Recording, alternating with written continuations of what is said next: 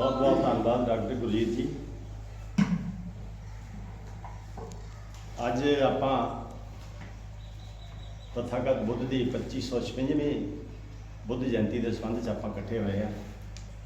तो doctor BR Ambedkar library बरियाणा के जोड़े साथी ने साडे उन्होंने उपराले के नाल आपां अज दा दिन मना रहे हैं।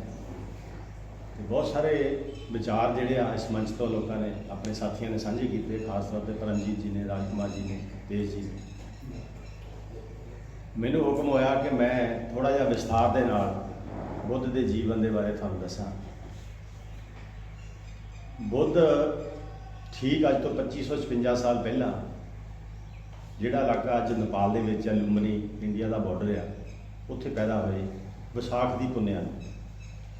और ये भी तुसीं हैरान होंगे गल मेरी सुन के भी दुनिया का एको एक महापुरुष बुद्ध होया जिस दिन वो पैदा होए उस दिन वो खत्म होए।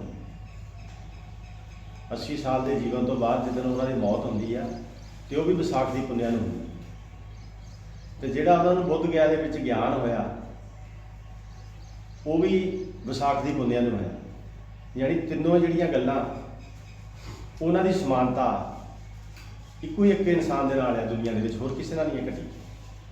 ये इतफाक कह लो चाहे जिदा मर्जी इहनूं समझ लो, मतलब जिस दिन वो पैदा होए उस दिन दुनिया तो गए। इस करके बुद्ध का जिहड़ा परिनिर्वाण दिवस नहीं मनाया जाता।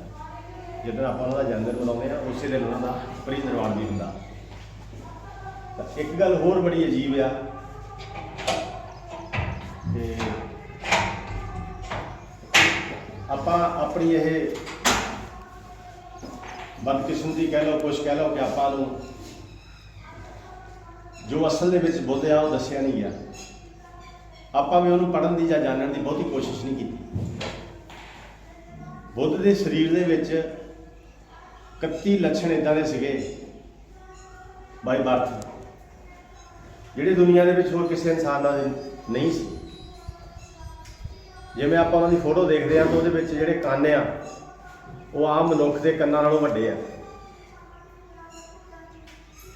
वो कंन इन्ने ज़्यादा वड्डे सीगे कि जदों वो पैदा होए तो जिहड़ा उन्हां दा राज ज्योतिषी सीगा, क्योंकि उन्हां दा जिहड़ा बाप सी राजा सी, उन्होंने उचेचे तौर पर जिहड़े ज्योतिषी रखे होंदे सी अपने राज ज्योतिषी उन्होंने कहिंदे सी, वो सारा जन्म पत्रा वगैरह बनाउंदे सी बच्चे जिहदे पैदा होंदे सी। जदों बुद्ध पैदा होए तो जदों उन्होंने देखा तो उन्हां दी शक्ल सूरत देख के, उन्हां दा शरीर देख के वो हैरान हो गया।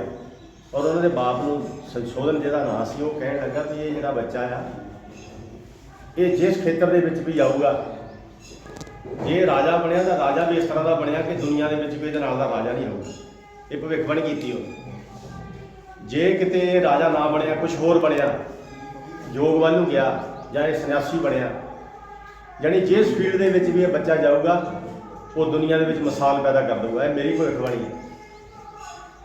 तो वह बाप बड़ा चिंतित होया ये गल्लां सुन के, तो वह कह लगा भी तुसीं मैनूं विशेष तौर पर गल दसो भी की ये राजा बनूंगा, क्योंकि मैनूं तां लोड़ है ना राजे की। ये राजकुमार है आउण मेरे तो बाद मेरा राज जिहड़ा सामना। तो हुण फिर वह देख के सारा चाल चलन वह टेवा देख के ये भविष्यवाणी की भी मेरा मनना यह है भी राजा नहीं बनूंगा। वो कहते भी कोई इदां दा उपाय दसो भी जिहदे नाल ये सन्यासी ना बने, घरों ना निकले। तो फिर उन्होंने उत्ते कई तरह दी पाबंदियां भी लाइया भी इहनूं मिल नहीं दिता जाए, लोगों को घरों जावे ही ना, तो दुनियादारी देखे ही ना, जो चीज़ चाहिए घरे दी जाए। ईवन कि उन्होंने विआह भी कर दिता। पर उन्होंने अंदर जिहड़ी चेतना सी, जिहड़ी उन्होंने टुंबदी सी रोज़, वो खत्म नहीं हो सकी। जिद्दां मान लो आपां घर दे विच भी बैठे किते जिन्नियां मर्जी सुख सहूलतां होण आपां नूं, पर अपने अंदर जे दिमाग दे कोई हलचल हो रही है किसी चीज़ नूं जानण दी तो लाजमी तौर पर आपां जाणांगे, हालात जिद्दां दे मर्जी होण। तो उन्होंने अंदर जिहड़ी चेतना सी भी ये जिहड़े दुख आ ये दुखों का कोई कारण आ। इंसान पैदा हुंदा, जवान हुंदा, बुढ़ा हुंदा, मर जांदा, भी की यही लाइफ आ।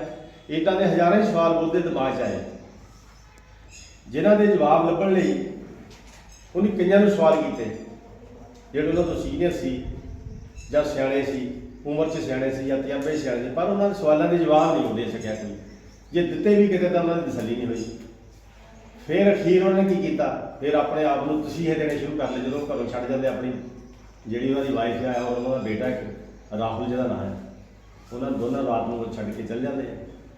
ਤੇ ਕਾਫੀ ਉਹਨਾਂ ਨੇ ਆਪਣੇ ਸਰੀਰ ਨੂੰ ਕਸ਼ਟ ਦਿੱਤੇ, ਕਦੇ ਆਪਣੇ ਵਾਲ ਬੰਨ੍ਹ ਕੇ ਦਰਖਤਾਂ ਨਾਲ ਪੁੱਠੇ ਲਟਕਦੇ ਰਹੇ, ਕਦੀ ਠੰਡ ਦੇ ਵਿੱਚ ਨਦੀਆਂ 'ਚ ਖੜੇ ਹੁੰਦੇ ਰਹੇ, ਯਾਨੀ ਜੋ ਕੁਛ ਵੀ ਜਿਹਦਾ ਛਿਲੇ ਕਰਦੇ ਲੋਕ ਜੋ ਸਿੱਧੀ ਪ੍ਰਾਪਤ ਕਰਦੇ, ਜੋ ਪ੍ਰਚਲਿਤ ਸੀ ਉਦੋਂ ਉਹ ਕਰਦੇ ਰਹੇ।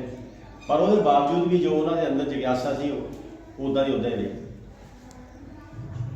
ਜਿਹੜੇ ਉਹਨਾਂ ਦੇ ਮਨ 'ਚ ਸਵਾਲ ਸੀ ਉਹਨਾਂ ਦੇ ਜਵਾਬ ਨਹੀਂ ਮਿਲੇ। ਲਾਸਟ ਉਹਨੇ ਫਿਰ ਕੀ ਕੀਤਾ, ਅਸਲ ਦੇ ਵਿੱਚ ਜਦੋਂ ਬੁੱਧ ਗਿਆ ਜਾ ਕੇ ਗਿਆਨ ਦੀ ਪ੍ਰਾਪਤੀ ਕਰਦੇ ਤਾਂ ਉਹ ਟੋਟਲ ਉਦੋਂ 5 ਜਣੇ ਆ, ਇੱਕ ਬੁੱਧ ਆ, 4 ਜਣੇ ਹੋ ਰਹੇ। ਉਹ ਫਿਰ ਇਕੱਲੇ ਇਕੱਲੇ ਹੋ ਜਾਂਦੇ। ਉਹ ਕਹਿੰਦੇ ਵੀ ਆਪਣਾ ਆਪਣਾ ਅਨੁਭਵ ਜਿਹੜਾ ਨਾ ਉਹਦੇ ਨਾਲ ਆਪਾਂ ਇਸ ਨਤੀਜੇ ਤੇ ਪਹੁੰਚੀਏ। ਤੇ ਉਹ ਚਾਰੇ ਜਿਹੜੇ ਅਲੱਗ-ਅਲੱਗ ਹੋ ਜਾਂਦੇ ਤਾਂ ਬੁੱਧ ਅਲੱਗ ਹੋ ਜਾਂਦੇ। ਤਾਂ ਬੁੱਧ ਗਿਆ ਨੇ ਪਿੱਪਲ ਜਿਹੜਾ ਉੱਥੇ ਉਹਦੇ ਥੱਲੇ ਬੈਠ ਕੇ ਤਾਂ ਉਹ ਗਿਆਨ ਦੀ ਪ੍ਰਾਪਤੀ ਜਿਹੜੀ ਆ ਉਹਦੇ ਲਈ ਉਹ ਯਤਨ ਕਰਦੇ ਆ। ਤੇ ਲਾਸਟ ਕੀ ਹੁੰਦਾ, ਇੱਕ ਸੁਜਾਤਾ ਨਾਂ ਦੀ ਲੜਕੀ ਜਿਹੜੀਆਂ ਬੱਕਰੀਆਂ ਚਾਰ ਰਹੀ ਆ ਤੇ ਉਹ ਦੇਖ ਰਹੀ ਆ ਵੀ ਇੱਕ ਮਨੁੱਖ ਆ, ਜਾਣੀ ਇਹੋ ਜਿਹੀ ਹਾਲਤ ਹੋ ਗਈ ਸੀਗੀ ਕਿ ਉਹਨਾਂ ਦੇ ਪੇਟ ਦੇ ਵਿੱਚ ਦੀ ਰੀੜ੍ਹ ਦੀ ਹੱਡੀ ਦੀਦੀ ਸੀ। ਭੁੱਖੇ ਰਹਿ ਕੇ ਤਸੀਹੇ ਦੇ ਕੇ ਆਪਣੇ ਆਪ ਨੂੰ ਕਸ਼ਟ ਦੇ ਕੇ ਸਰੀਰ ਇੱਦਾਂ ਦਾ ਬਣਾ ਲਿਆ ਕਿ ਉਹਨਾਂ ਦੇ ਜਿਹੜੇ ਵਾਲ ਸੀ ਉਹਦੇ ਵਿੱਚ ਚਿੜੀਆਂ ਨੇ ਆਲ੍ਹਣੇ ਪਾ ਲਏ ਸੀ, ਬਿਲਕੁਲ ਖਤਮ ਹੋ ਚੁੱਕੇ ਸੀ, ਯਾਨੀ 99% ਉਹ ਖਤਮ ਸੀ। ਤੇ ਪ੍ਰਾਪਤ ਫਿਰ ਵੀ ਕੁਛ ਨਹੀਂ ਹੋਇਆ। ਤੇ ਉਹ ਸੁਜਾਤਾ ਨਾਂ ਦੀ ਲੜਕੀ ਨੇ ਜਦੋਂ ਦੇਖਿਆ, ਉਹਨੇ ਕਿਤੇ ਉਸ ਬ੍ਰਿਕਸ਼ ਦੇ ਥੱਲੇ ਕੋਈ ਸੁਖਣਾ ਸੁਖੀ ਸੀ ਵੀ ਜਦੋਂ ਮੇਰੀ ਆਹ ਮਨੋਕਾਮਨਾ ਪੂਰੀ ਹੋ ਗਈ ਤਾਂ ਮੈਂ ਇੱਥੇ ਖੀਰ ਦਾ ਲੰਗਰ ਮਤਲਬ ਲਾਉਂਗੀ, ਖੀਰ ਚੜਾਉਂਗੀ ਬ੍ਰਿਕਸ਼ ਨੂੰ। ਤੇ ਜਦੋਂ ਉਹ ਮੁੜ ਕੇ ਕਈ ਸਾਲਾਂ ਬਾਅਦ ਜਦੋਂ ਚੜਾਉਣ ਆਉਂਦੀ ਹੈ ਤੇ ਉੱਥੇ ਇੱਕ ਮਨੁੱਖ ਬੈਠਾ ਜਿਹਨੂੰ ਪਤਾ ਹੀ ਨਹੀਂ, ਕੋਈ ਸੁੱਧ ਬੋਧੀ ਨਹੀਂ, ਬੜੀ ਮਾੜੀ ਹਾਲਤ, ਮਿੱਟੀ ਨਾਲ ਲਿਪੜਿਆ, ਪਤਾ ਹੀ ਨਹੀਂ ਲੱਗਣਾ ਮਨੁੱਖ ਹੈ ਕੀ ਹੈ, ਜਾਂ ਬਰਮੀ ਹੁੰਦੀ ਜਿੱਦਾਂ ਮਿੱਟੀ ਦੇ ਇੱਦਾਂ ਹੁੰਦੀ। ਤਾਂ ਉਹਨਾਂ ਨੇ ਸੁਜਾਤਾ ਨਾਂ ਦੀ ਲੜਕੀ ਨੇ ਇਹ ਸੋਚਿਆ ਵੀ ਬਜਾਏ ਇੱਥੇ ਖੀਰ ਰੱਖਣ ਦੇ ਜਾਂ ਇੱਥੇ ਪੰਛੀਆਂ ਜਾਨਵਰਾਂ ਨੂੰ ਦੇਣ ਦੇ ਵੀ ਇਸ ਮਨੁੱਖ ਨੂੰ ਖਿਲਾਤੀ ਜਾਵੇ, ਜ਼ਿਆਦਾ ਅੱਛਾ। ਉਹਨਾਂ ਨੇ ਉਹਨੂੰ ਜਗਾਇਆ। ਬੁੱਧ ਨੂੰ ਜਦੋਂ ਹਿਲਾਇਆ ਤੇ ਉਹ ਬੱਕਰੀ ਦੀਆਂ ਧਾਰਾਂ ਉਹਨਾਂ ਦੇ ਮੂੰਹ 'ਤੇ ਮਾਰੀਆਂ ਤਾਂ ਮਿੱਟੀ ਲਿੱਥੀ। ਤੇ ਜਦੋਂ ਜਰਾ ਜਿੰਨਾ ਦੁੱਧ ਦੇ ਅੰਦਰ ਗਿਆ ਤਾਂ ਉਹਨਾਂ ਨੂੰ ਹੋਸ਼ ਆਈ। ਤਾਂ ਉਹ ਫਿਰ ਖੀਰ ਉਹਨਾਂ ਨੇ ਉਹ ਸੁਜਾਤਾ ਦੀ ਜਿਹੜੀ ਨਾਂ ਦੀ ਲੜਕੀ ਉਹਨਾਂ ਨੇ ਉਹਨੂੰ ਖਿਲਾਈ। ਤੇ ਇੱਥੇ ਆ ਕੇ ਬੁੱਧ ਇਹ ਗੱਲ ਕਹਿੰਦੇ ਜਿਹੜਾ ਗਿਆਨ ਸੀਗਾ ਅਸਲ 'ਚ ਹੁਣ ਆਪਾਂ ਇਹ ਤਾਂ ਪਤਾ ਆਪਾਂ ਨੂੰ ਵੀ ਗਿਆਨ ਹੋਇਆ ਕੀ? ਗਿਆਨ ਇਹ ਹੋਇਆ ਕਿ ਮਨੁੱਖੀ ਸਭ ਕੁਛ ਹੈ। ਕਹਿੰਦੇ ਜੇ ਅੱਜ ਇਹ ਲੜਕੀ ਇਹ ਮੈਨੂੰ ਨਾ ਖੀਰ ਖਵਾਉਂਦੀ ਜਾਂ ਨਾ ਦੁੱਧ ਪਿਆਉਂਦੀ ਜਾਂ ਨਾ ਮੈਨੂੰ ਹਰਾਉਂਦੀ, ਹੋ ਸਕਦਾ ਮੈਂ ਮਰ ਜਾਂਦਾ। ਤੇ ਜੇ ਮੈਂ ਚੱਲ ਜਾਂਦਾ ਦੁਨੀਆ ਤੋਂ ਇੱਦਾਂ ਜਿਹੜਾ ਐਡਾ ਵੱਡਾ ਗਿਆਨ ਸੀਗਾ ਜਿਹਦਾ ਉਹਨੇ ਬਾਅਦ 'ਚ ਲੋਕਾਂ ਨੂੰ 40-45 ਸਾਲ ਪ੍ਰਚਾਰ ਪ੍ਰਸਾਰ ਕੀਤਾ ਤੇ ਉਹ ਤੋਂ ਲੋਕਾਂ ਨੇ ਵਾਂਝੇ ਰਹਿਣਾ ਸੀ। ਤੇ ਗੱਲ ਕਹਿਣ ਦਾ ਮੇਰਾ ਭਾਵ ਇਹ ਆ ਵੀ ਬੁੱਧ ਹੀ ਇੱਕ ਦੁਨੀਆ ਦਾ ਇਹੋ ਜਿਹਾ ਇਨਸਾਨ ਹੋਇਆ ਜਿਹਨੇ ਇਹ ਗੱਲ ਕਹੀ ਬਈ ਮਨੁੱਖ ਜਿਹੜਾ ਧਰਤੀ ਆ ਨਾ, ਧਰਤੀ ਦੇ ਉੱਤੇ ਅਗਰ ਸਭ ਤੋਂ ਕੋਈ ਉੱਤਮ ਚੀਜ਼ ਆ ਤਾਂ ਉਹ ਮਨੁੱਖ ਆ। ਮਨੁੱਖ ਹੀ ਸ਼ੁਰੂ ਆ, ਮਨੁੱਖ ਹੀ ਅੰਤ ਆ। ਤੇ ਜਿੰਨੇ ਦੁੱਖ ਆ ਉਹ ਮਨੁੱਖ ਦੇ ਪੈਦਾ ਕੀਤੇ ਹੋਏ ਆ। ਤੇ ਜਦੋਂ ਉਹਨਾਂ ਦੁੱਖਾਂ ਤੋਂ ਕੋਈ ਛੁਟਕਾਰਾ ਪਾਊਗਾ ਉਹ ਵੀ ਕਿਸੇ ਮਨੁੱਖ ਦੇ ਗਿਆਨ ਨਾਲ ਹੀ ਪਾਊਗਾ। ਜਿਹੜੀ ਜਿਵੇਂ ਆਪਣੇ ਸਾਥੀਆਂ ਨੇ ਦੱਸਿਆ ਵੀ ਕੋਈ ਗੈਬੀ ਸ਼ਕਤੀ ਨਹੀਂ, ਕਦੀ ਚਮਤਕਾਰ ਨਹੀਂ ਹੁੰਦਾ। ਜੋ ਕੁਛ ਆਪਾਂ ਨੂੰ ਦੱਸਿਆ ਗਿਆ ਇਹ ਅਸਲ ਦੇ ਵਿੱਚ ਅਲੱਗ-ਅਲੱਗ ਰੂਪ ਦੇ ਵਿੱਚ ਬ੍ਰਾਹਮਣਵਾਦ ਦਾ ਹਿੱਸਾ ਹੈ। ਚਾਹੇ ਉਹ ਬ੍ਰਾਹਮਣਵਾਦ ਗੁਰੂ ਰਵਿਦਾਸ ਦੇ ਰੂਪ ਦੇ ਵਿੱਚ ਤੁਹਾਡੇ ਕੋਲ ਆਇਆ, ਚਾਹੇ ਉਹ ਗੁਰੂ ਨਾਨਕ ਦੇ ਰੂਪ ਦੇ ਵਿੱਚ ਆਇਆ, ਚਾਹੇ ਕਿਸੇ ਹੋਰ ਮਹਾਂਪੁਰਸ਼ ਦੇ ਰੂਪ ਦੇ ਵਿੱਚ ਆਇਆ। ਅਸਲ ਦੇ ਵਿੱਚ ਉਹ ਬ੍ਰਾਹਮਣਵਾਦ ਨੇ ਆਪਣੇ ਰੰਗ ਦੇ ਵਿੱਚ ਰੰਗ ਕੇ ਆਪਣੇ ਤੱਕ ਉਹਨਾਂ ਨੂੰ ਪਹੁੰਚਾਇਆ। ਆਪਾਂ ਨੂੰ ਸਮਝ ਨਹੀਂ ਆਉਂਦੀ ਜਿਹੜੀਆਂ ਉਹਨਾਂ ਦੀਆਂ ਚਾਲਾਂ ਨਾ, ਉਹਨਾਂ ਨੂੰ ਸਮਝਣ ਲਈ ਬਹੁਤ ਜ਼ਿਆਦਾ ਦਿਮਾਗ ਚਾਹੀਦਾ। ਜਿੰਨਾ ਚਿਰ ਤੁਸੀਂ ਤਰਕ ਨਾਲ ਨਹੀਂ ਸੋਚੋਗੇ ਉਹਨਾਂ ਚਿਰ ਤੁਹਾਨੂੰ ਉਹ ਸਾਰੀ ਦੀ ਸਾਰੀ ਜਿਹੜੀ ਫਿਲਾਸਫੀ ਸਮਝ ਨਹੀਂ ਆਉਣੀ। ਤੇ ਬੁੱਧ ਦੁਨੀਆ ਦਾ ਇੱਕੋ ਇੱਕ ਇਨਸਾਨ ਇੱਦਾਂ ਦਾ ਜਿਹੜਾ ਕਹਿੰਦਾ, ਜਿਵੇਂ ਆਪਾਂ ਗੱਲ ਕੀਤੀ ਵੀ ਆਪਣਾ ਜਿਹੜਾ ਦੀਪਕ ਆਪ ਬਣਾਓ। ਜਿਵੇਂ ਰਾਜਕੁਮਾਰ ਜੀ ਨੇ ਦੱਸਿਆ, ਉਹ ਕਹਿੰਦੇ ਮੈਂ ਤੁਹਾਡਾ ਮਾਰਗ ਦਰਸ਼ਕ ਹਾਂ। ਮਾਰਗ ਦਰਸ਼ਕ ਦਾ ਮਤਲਬ ਰਾਹ ਦੱਸਣ ਵਾਲਾ। ਮੈਂ ਤੁਹਾਡਾ ਮੁਕਤੀ ਦਾਤਾ ਨਹੀਂ। ਉਹਨਾਂ ਨੇ ਇਹਦੀ ਮਿਸਾਲ ਦਿੱਤੀ ਬੜੀ ਵਧੀਆ। ਉਹ ਕਹਿੰਦੇ ਸਪੋਜ਼ ਕਰੋ ਇੱਕ ਦਰਿਆ ਆ, ਉਹ ਦਰਿਆ ਦੇ ਵਿੱਚੋਂ ਤੁਸੀਂ ਦੂਜੇ ਕਿਨਾਰੇ ਜਾਣਾ ਤਾਂ ਕਿਹੜਾ ਸਾਧਨ ਅਪਣਾਉਣਾ ਪਊਗਾ? ਉਹ ਦਰਿਆ ਦੇ ਵਿੱਚ ਇੱਕ ਕਿਸ਼ਤੀ ਆ, ਕਿਸ਼ਤੀ ਦੇ ਵਿੱਚ ਤੁਸੀਂ ਸਵਾਰ ਹੋ ਕੇ ਦੂਜੇ ਕਿਨਾਰੇ ਜਾ ਸਕਦੇ ਆ। ਪਰ ਕਹਿੰਦੇ ਸਾਡੇ ਦੇਸ਼ ਹੋਇਆ ਕੀ, ਉਹ ਕਿਸ਼ਤੀ ਨੂੰ ਸਿਰ ਤੇ ਰੱਖ ਲਿਆ, ਕਿਸ਼ਤੀ ਤੋਂ ਸਵਾਰ ਨਹੀਂ ਹੋਏ। ਤੇ ਉਹ ਕਿਨਾਰੇ ਦੀ ਭਾਲ ਇਸ ਕਰਕੇ ਕਰਦੇ ਵੀ ਕੋਈ ਚਮਤਕਾਰ ਹੋ ਜਾਣਾ ਤਾਂ ਮੈਂ ਪਰਲੇ ਪਾਸੇ ਪਹੁੰਚ ਜਾਣਾ।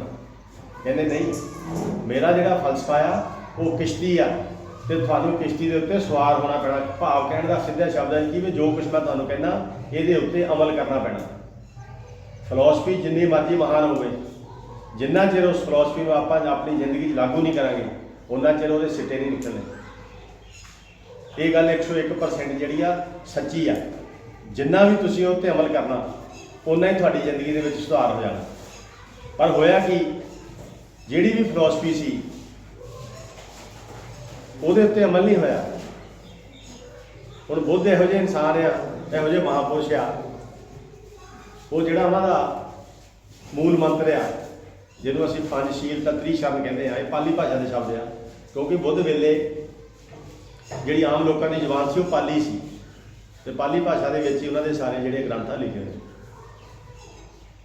ਤੇ ਉਹ ਪਾਲੀ ਭਾਸ਼ਾ ਦੇ ਵਿੱਚ ਉਹ ਕਹਿੰਦੇ ਆ ਵੀ ਜਿਹੜੇ ਪੰਜਸ਼ੀਲ ਔਰ ਤ੍ਰਿਸ਼ਰਨ, ਪੰਜਸ਼ੀਲ ਦਾ ਮਤਲਬ ਕਿ ਪੰਜ ਅਸੂਲ, ਤ੍ਰਿਸ਼ਰਨ ਦਾ ਮਤਲਬ ਤਿੰਨ ਤਰ੍ਹਾਂ ਦੇ ਨਾਲ ਦਾ ਬੋਧੀ ਸ਼ਰਨ 'ਚ ਜਾਂਦਾ। ਉਹਦੇ ਵਿੱਚ ਜਦੋਂ ਇਹ ਗੱਲ ਕਹਿੰਦੇ, ਜਦੋਂ ਆਪਾਂ ਲਿਖਿਆ ਵੀ ਇਹਦੇ ਵਿੱਚ ਵੀ ਮੈਂ ਚੋਰੀ ਨਹੀਂ ਕਰਾਂਗਾ, ਮੈਂ ਝੂਠ ਨਹੀਂ ਬੋਲਾਂਗਾ।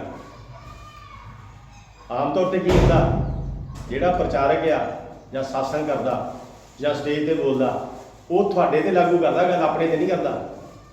ਉਹ ਤੁਹਾਨੂੰ ਕਹਿੰਦਾ ਤੁਸੀਂ ਝੂਠ ਨਹੀਂ ਬੋਲੋਗੇ, ਤੁਸੀਂ ਚੋਰੀ ਨਹੀਂ ਕਰੋਗੇ, ਤੁਸੀਂ ਬੇਵਿਚਾਰ ਨਹੀਂ ਕਰੋਗੇ, ਤੁਸੀਂ ਸਮਾਜ ਦੇ ਵਿੱਚ ਚੰਗਾ ਆਚਰਣ ਲੈ ਕੇ ਜੀਓਗੇ। ਬੁੱਧ ਕਹਿੰਦੇ ਨਹੀਂ, ਮੈਂ ਜਿਹੜੀ ਗੱਲ ਆਪਣੇ ਤੋਂ ਸ਼ੁਰੂ ਕਰਦਾ। ਉਹ ਆਪਣੇ ਆਪ ਨੂੰ ਵਿੱਚ ਰੱਖ ਕੇ ਕਹਿੰਦੇ ਮੈਂ ਚੋਰੀ ਨਹੀਂ ਕਰਾਂਗਾ।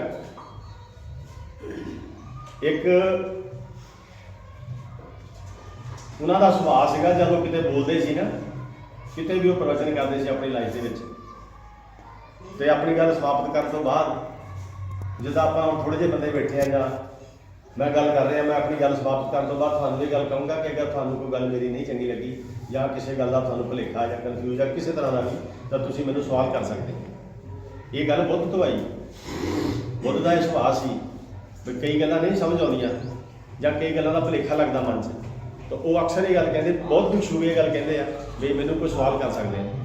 ਇੱਕ ਵਾਰ ਉਹ ਬੋਲਦੇ ਇੱਦਾਂ ਤਾਂ ਕਿਸੇ ਨੇ ਪਬਲਿਕ ਦੇ ਵਿੱਚ ਬੁੱਧ ਨੂੰ ਸਵਾਲ ਕੀਤਾ ਵੀ ਪੰਤੇ ਜੀ ਵੀ ਜੋ ਕੁਝ ਤੁਸੀਂ ਕਹਿ ਰਹੇ ਹੋ ਜਾਂ ਜੋ ਕੁਝ ਤੁਸੀਂ ਆ 40-45 ਮਿੰਟ ਦੇ ਆਪਣੇ ਪ੍ਰਵਚਨਾਂ ਦੇ ਵਿੱਚ ਕਿਹਾ ਸਾਨੂੰ, ਤੁਸੀਂ ਇਹ ਤਾਂ ਦਾਅਵਾ ਕਰ ਸਕਦੇ ਹੋ ਕਿ ਕਿੰਨੇ ਕੁ ਲੋਕਾਂ ਨੇ ਇਹ 'ਤੇ ਅਮਲ ਕਰਨਾ ਜਾਂ ਕਿੰਨੇ % ਲੋਕ ਤੁਹਾਡੀ ਗੱਲ ਮੰਨਣਗੇ। ਇਹ ਬੜੀ ਕੰਮ ਦੀ ਗੱਲ ਮੈਂ ਤੁਹਾਨੂੰ ਦੱਸ ਰਿਹਾ। ਤੇ ਬੁੱਧ ਦਾ ਕੀ ਜਵਾਬ ਸੀ? ਉਹ ਕਹਿੰਦੇ ਮੈਨੂੰ ਕੋਈ ਸਰੋਕਾਰ ਨਹੀਂ ਇਸ ਗੱਲ ਦੇ ਨਾਲ ਵੀ ਜੋ ਕੁਛ ਮੈਂ ਤੁਹਾਨੂੰ ਕਿਹਾ ਕਿੰਨੇ ਲੋਕਾਂ ਨੇ ਉੱਤੇ ਅਮਲ ਕਰਨਾ, ਕਿੰਨਿਆਂ ਨੇ ਆਪਣਾ ਆਚਰਣ ਉੱਦਾਂ ਦਾ ਬਣਾਉਣਾ ਜਿੱਦਾਂ ਦਾ ਮੈਂ ਕਹਿ ਰਿਹਾ। ਪਰ ਜੋ ਕੁਛ ਮੈਂ ਕਿਹਾ ਮੈਂ ਖੁਦ ਉੱਤੇ ਅਮਲ ਕਰਕੇ ਦੁਨੀਆ 'ਚ ਇੱਕ ਮੂਰਖ ਘਟਾਤਾ। ਮਤਲਬ ਕਹਿਣ ਦਾ ਕੀ ਵੀ ਜਿੰਨਾ ਚਿਰ ਅਸੀਂ ਖੁਦ ਤੋਂ ਸ਼ੁਰੂ ਨਹੀਂ ਕਰਦੇ ਉਹਨਾਂ ਚਿਰ ਗੱਲ ਬਣਨ ਵਾਲੀ ਨਹੀਂ। ਮੈਂ ਤੁਹਾਨੂੰ ਕਹੀ ਜਾਂਦਾ, ਤੁਸੀਂ ਅਗਲੇ ਨੂੰ ਕਹੀ ਜਾਂਦੇ, ਅਗਲੇ ਨੂੰ ਕਹੀ ਜਾਂਦਾ, ਗੱਲ ਉੱਥੇ ਰਹਿ ਗਈ।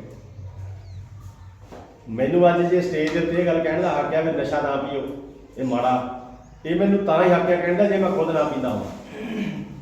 ਜੇ ਮੈਂ ਪੀ ਕੇ ਗੱਲ ਕਹਾਂ ਤਾਂ ਫਿਰ ਲਾਹਨਤ ਹੈ ਮੇਰੇ ਲਈ। ਖਾਸ ਤੌਰ 'ਤੇ ਜਿਹੜਾ ਧਾਰਮਿਕ ਫਲਸਫਾ ਸਾਡੇ ਦੇਸ਼ ਦਾ ਬਣਾਤਾ, ਉਹਦੀ ਇਹੀ ਖਾਸੀਅਤ ਆ ਕਿ ਉਹ ਲੋਕਾਂ ਲਈ ਤਾਂ ਸਾਰਾ ਕੁਝ ਠੀਕ ਆ। ਹੁਣ ਤੁਸੀਂ ਆਮ ਤੌਰ 'ਤੇ ਦੇਖੋਗੇ ਸਾਸਨ ਕਰਨ ਵਾਲੇ ਬਹੁਤ ਗਿਣਤੀ ਲੋਕ ਇਹ ਕਹਿੰਦੇ ਵੀ ਜਿਹੜੀ ਮਾਇਆ ਦਾ ਤਿਆਗ ਕਰੋ ਤੇ ਜਾਣ ਲੱਗੇ ਮੈਨੂੰ ਦੇ ਜਾਓ। ਤੂੰ ਕਿਉਂ ਨਹੀਂ ਤਿਆਗ ਕਰਦਾ? ਸਾਦਾ ਜੀਵਨ ਜੀਓ, ਸਾਡੇ ਲਈ ਆ, ਉਹਦੇ ਲਈ ਨਹੀਂ। ਮਤਲਬ ਜਿਹੜਾ ਅਮਲ ਨਹੀਂ ਹੋਇਆ, ਕਹਿਣੀ ਔਰ ਕਰਨੀ ਦੇ ਵਿੱਚ ਬਹੁਤ ਜ਼ਿਆਦਾ ਫਰਕ ਹੈ। ਤੇ ਬੁੱਧ ਕੀ ਕਹਿੰਦੇ ਆ? ਉਹ ਕਹਿੰਦੇ ਮੈਂ ਜੋ ਕੁਝ ਤੁਹਾਨੂੰ ਕਿਹਾ ਨਾ, ਇਹ ਮੇਰੇ ਆਪਣੇ ਅਨੁਭਵ ਦਾ ਨਤੀਜਾ ਆ, ਮੈਂ ਇਹ ਪੈਦਾ ਕੀਤਾ ਆਪਣੇ ਅੰਦਰੋਂ, ਤੇ ਤੁਸੀਂ ਮੇਰੀਆਂ ਗੱਲਾਂ ਨੂੰ ਸਮਝ ਕੇ ਇਹਨਾਂ ਗੱਲਾਂ 'ਤੇ ਅਮਲ ਕਰਕੇ ਤੁਸੀਂ ਵੀ ਬੁੱਧ ਬਣ ਸਕਦੇ। ਔਰਤ ਨੂੰ ਧਾਰਮਿਕ ਉਪਦੇਸ਼ ਨਾ ਲੈਣ ਦਾ ਹੁਕਮ ਸੀਗਾ, ਨਾ ਦੇਣ ਦਾ ਹੁਕਮ ਸੀ ਬੁੱਧ ਵੇਲੇ। ਉਹਨਾਂ ਨੇ ਜਦੋਂ ਰਾਜਕੁਮਾਰ ਜੀ ਨੇ ਗੱਲ ਕੀਤੀ ਵੀ ਬੁੱਧ ਸੰਘ ਬਣਾਇਆ ਨਾ, ਜਿਹੜਾ ਧੰਮ ਸੰਘ ਜਿਹਨੂੰ ਕਹਿੰਦੇ ਆ, ਜਦੋਂ ਉਹ ਸੰਘ ਬਣਾਇਆ ਤਾਂ ਔਰਤਾਂ ਦਾ ਸੰਘ ਨਹੀਂ ਬਣਾਇਆ। ਅੱਜ ਜੇ ਕੋਈ ਮਰਦ ਭਿਕਸ਼ੂ ਬਣ ਸਕਦਾ ਤਾਂ ਔਰਤ ਭਿਕਸ਼ੂ ਨਹੀਂ ਬਣ ਸਕਦੀ, ਉਹਨਾਂ ਦਾ ਵੱਖਰਾ ਸੰਘ ਬਣਾਇਆ, ਔਰਤਾਂ ਨੂੰ ਪੂਰਾ ਇੱਜ਼ਤ ਮਾਣ ਦਿੱਤਾ।